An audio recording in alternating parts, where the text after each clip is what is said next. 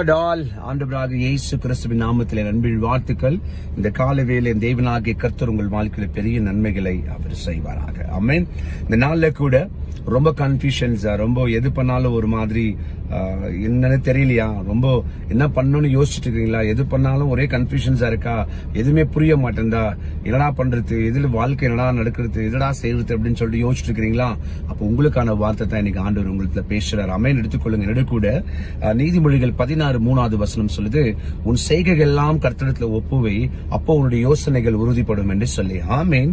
ஒரு மனிதன் எப்ப தெரியுமா பலவீனமா அவரா, அவனுடைய யோசனைகள் ரொம்ப என்ன சொல்றது, ரொம்ப கன்ஃபியூஷன்ஸா இருக்கும் பொழுது, ஒரு முடிவு எடுக்கும் போது சரியா தவறான்னு தெரியாம ஒரு கன்ஃபியூஷன்ல இருக்காங்க பாரு, அப்பதான் அவன் ரொம்ப பலவீனமா வரான். வாழ்வோமா இல்ல வாழ மாட்டோமான்ற ஒரு யோசனை வருது பாரு, அப்போ அவன் பலவீனமா ஆயிடுறான். அப்போ இங்க ஆண்டவர் என்ன சொல்றேன்னா, நம்ம எல்லாத்தையும் ஆண்டவர்கிட்ட ஒப்பு வச்சுட்டோம்னு சொன்னா, நம்முடைய செய்கைகள், நம்முடைய யோசனைகள், நம்முடைய எல்லா காரியங்களும் ஆண்டவர்கிட்ட நம்ம கொடுத்துட்டோம்னு சொன்னா, நம்முடைய யோசனைகள் ரொம்ப அழகா உறுதிப்படும்.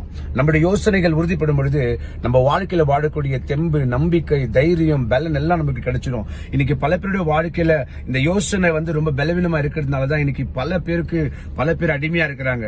பல பேரு போய் அவங்க சொல்ற வேலையெல்லாம் செஞ்சுட்டு அவங்க காலு கீழே இருக்கிறாங்க.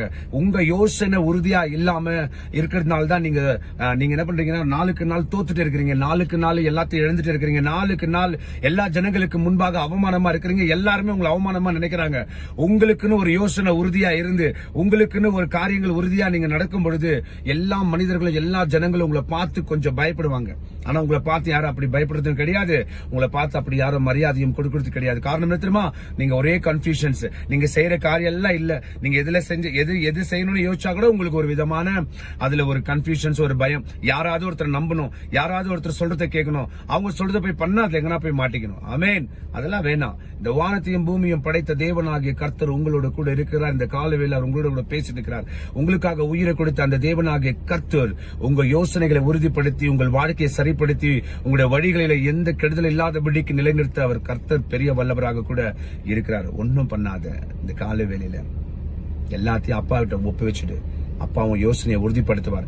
என்ன செய்யணுன்ற யோசனையை உனக்கு கொடுப்பாரு, என்ன பண்ணுன்ற யோசனையை கொடுப்பாரு, அதுல ஒரு தைரியத்தை கொடுப்பாரு. நான் தான் பண்ணுவேன், என்னாலதான் அது முடியும், நான் செய்வேன், என் ஏசாப்பா என்னோட கூட இருக்கிற நம்பிக்கை உனக்கு அந்த யோசனை உறுதிப்படும். ஆமென். இந்த காலவேளை டோன்ட் பி கன்ஃபியூஷன்ஸ் ஆவே கூடாது. ஏசாப்பா கிட்ட ஒப்புவீங்க. ஏசாப்பா உங்க யோசனைகளை உறுதிப்படுத்துவார். ஆமென். ஜெபிக்கலாம். பரலோக பிதாவே, தேவனாகிய கர்த்தாவே, நன்மை செய்த தேவன் நமக்கு நன்றி. உங்க நாம மகிமைப்பட்டும். இயேசுவின் நாமத்தில் ஜெபிக்கிறேன் பிதாவே. ஆமென். என் ஆத்துமாவே கர்த்தரை ஸ்தோத்திரி, என் முழு உள்ளமே பரிசுத்த நாமத்தை ஸ்தோத்திரி. என் ஆத்துமாவே கர்த்தரை ஸ்தோத்திரி, கர்த்தர் செய்த சகல உபகாரங்களை வாழ்நாள் முழுவதும் மறவாமல் இருப்பாயாக. ஆமென். கன்ஃபியூஷன்ஸே ஆவாதீங்க. ஏசப்பா கிட்ட எல்லாத்தையும் ஒப்புவீங்க.